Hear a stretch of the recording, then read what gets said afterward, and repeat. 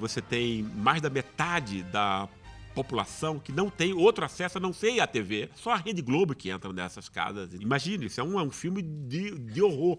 E outra coisa importante é que a classe média ela não é uma coisa só. Por exemplo, ela tem uma parte que é protofascista, e não é porque a imprensa faz essa classe ela já era protofascista, no fundo, né? Ou seja, ela já estava interessada em manter a sua posição, quer dizer, normalmente, né? Quer dizer, a distância em relação ao pobre, etc. Então a imprensa vai dar para ela a informação que ela precisa, vai homogeneizar o discurso dela, vai unificar essas coisas, né? Vai dar a impressão a ela que ela está junto com várias outras pessoas e tal, que ela está caminhando, né? Com a maioria, para muita gente. Isso é uma coisa extremamente importante em termos afetivos e tudo, né? Para a própria segurança emocional, etc. Né? Tem uma parte da classe média que é essas distâncias, essas mudanças são sempre muito... Elas são fluídas, né? Claro que não há elas são misturadas, né? Mas tem uma fração da classe média que é mais liberal, ou seja, né? Essas representações da democracia são importantes para ela. Por exemplo, essa classe média que foi para a rua também, não é isso? Porque teve um instante em que isso dominou muita gente. É a parte da classe média que tá arrependida e está com vergonha disso. Né? Tem muita gente com vergonha, né? Né? Quer dizer, é o protofascista, não. Esse aí encontrou o discurso para a vida dele. Né? E o que a gente tem que pensar, pessoal, é que a legitimação simbólica da vida, para nós todos, seres humanos, é tão importante quanto um prato de comida. Né? Se a gente não percebe isso, a gente não percebe como é a vida social, né? Ou seja, a necessidade de distinção, se sentir superior aos outros, etc, etc. Né? Tem uma parte da classe média que essa, sim, efetivamente consome bens culturais mais, não é isso? 30%. Né? Mas, infelizmente, ainda nessa classe, só 10% dela é com conteúdo mais crítico, digamos assim. E eu digo crítico não porque está ligado a algum partido político, a alguma mensagem política. É crítico porque se autoquestiona. Né? Quando você tem a coragem afetiva de se autoquestionar, não é isso? Você pode questionar tudo que está na sociedade posto para você. Né? Isso é que é uma abertura crítica em relação ao mundo. Né? Mas isso é 10% da classe média. Quer dizer, ainda bem, porque é um número ainda assim, né? Expressivo. Mas você tem 20% dela, que é uma espécie de classe média de Oslo. Não é isso? Essa coisa que eu compreendi muito morando aqui em São Paulo, né? Mais do que em outras cidades. Né? Porque São Paulo tem uma exuberância econômica, não é isso? Que não tem em outras cidades. Né? E é de um tamanho enorme. Né? Você anda aqui vários bairros, né? E eu que morei fora, eu dizia, pô, eu estou em Berlim aqui, né? Entende? Não tem, né? Você não encontra pobre, não encontra não sei o quê, porque a polícia limpa, a polícia... Claro, jardins e não sei o quê e tal. Você diz, poxa vida, eu moro na Escandinávia, né? Entende? Você mora em Oslo, aí fala com um amigo que mora em Copenhague, não é isso? Jardins, não sei o quê, não é isso? Aí você diz, pô, eu moro na Escandinávia, não é isso? Aí o cara tem uma agenda política de um escandinavo, não é isso? Quer dizer, um sueco efetivamente resolveu as questões de distribuição de renda, né? Quer dizer, os salários na Suécia é de 1 para 3. Isso é uma coisa, quer dizer, a Suécia é um país extraordinário. Se você é um sueco, então você pode agora ficar... Só em apoio à sua tese, sei. O Tomás Piketty acabou de estar no Brasil e deu uma entrevista a Maria Cristina Fernandes no Valor e disse que o Brasil tem a pior distribuição de renda do mundo, só comparável à da África do Sul, que tinha um apartheid até o fim do século passado. Exatamente. Nós temos um apartheid, né, também. Mas você não vê isso lá no Jardim Europa? Não, não tem. Lá, não tem mesmo. Lá você talvez veja uma mansão de 7 mil metros quadrados, que tem campo de golfe, quadra de tênis e um campinho de futebol society, que é onde mora o prefeito da cidade.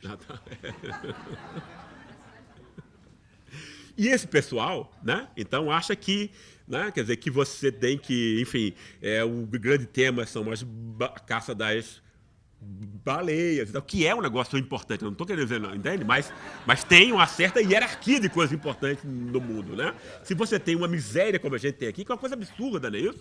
Quer dizer, você abre o jornal, que é aquela criança no Piauí que é deixado na cela, quer dizer, essas coisas acontecem diariamente, né? Então a gente tem um cotidiano desumano aqui para quase 100 milhões de pessoas, né? E o cara está preocupado com a árvore. Quer dizer, é extremamente importante se preocupar com a árvore, né?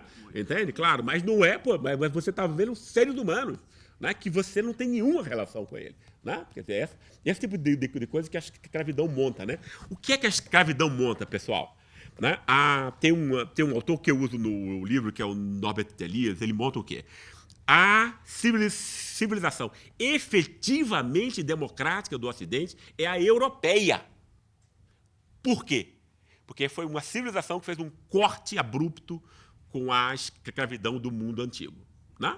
Então, os Estados Unidos, né, é um país que tem... é um país violento, desigual e tal. Não é isso? É um país, né, quer dizer, é um país que tem... É muito mais semelhante ao Brasil do que ao continente europeu. Né?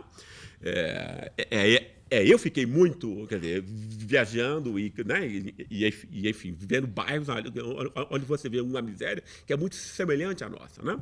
E a escravidão, ela dá o quê? Ela confere o quê? A escravidão naturaliza o fato de que você vive com subgente. Né? Esse é o ponto. Né? Racismo não é só não é coisa racial só. Né?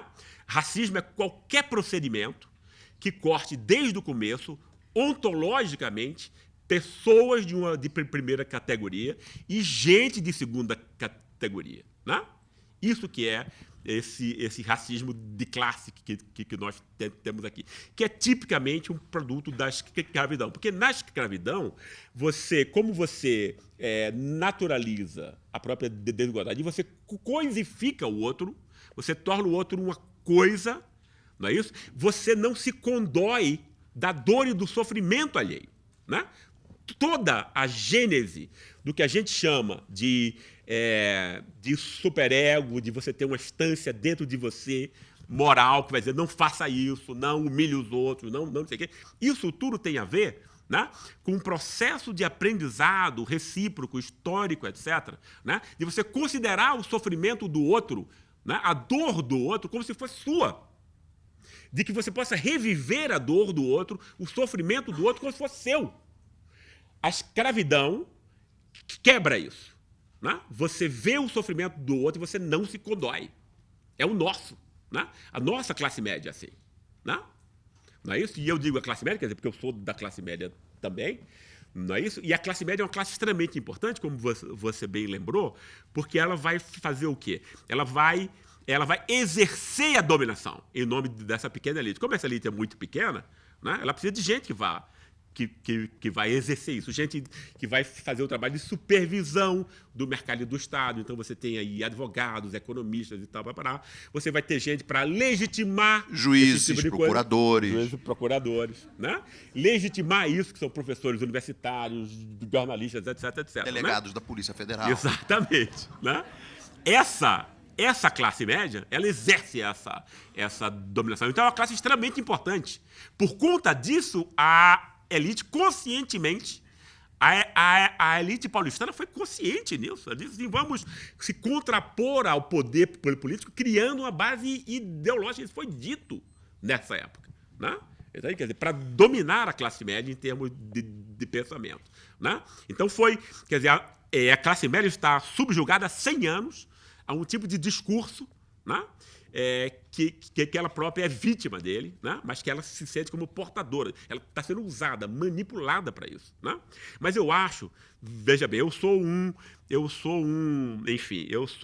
otimista que eu não tenho cura. Está se vendo. Estamos percebendo aqui. Né? Porque eu acho que nos instantes de crise, né? Onde as vísceras saem e tal, é um instante de aprendizado possível e tal. Né?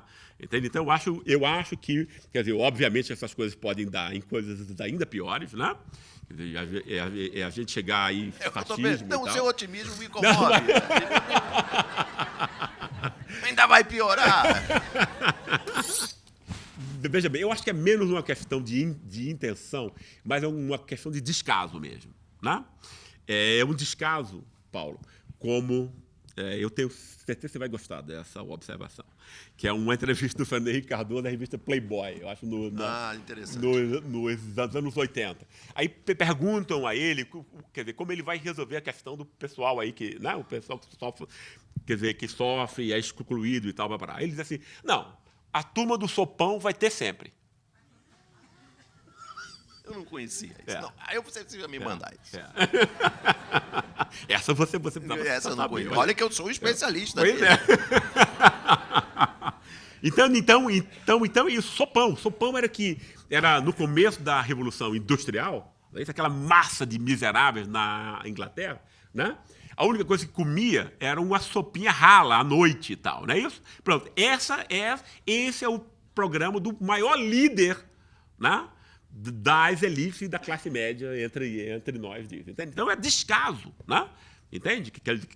Eu fico pensando, Fernando Henrique, no segundo governo dele, com muito pouco, poderia ter montado um partido de elite com penetração popular. Entende? Eu fiquei pensando, por que o cara não fez isso, né? E tal, um negócio. Eu disse, pô, é porque é descaso.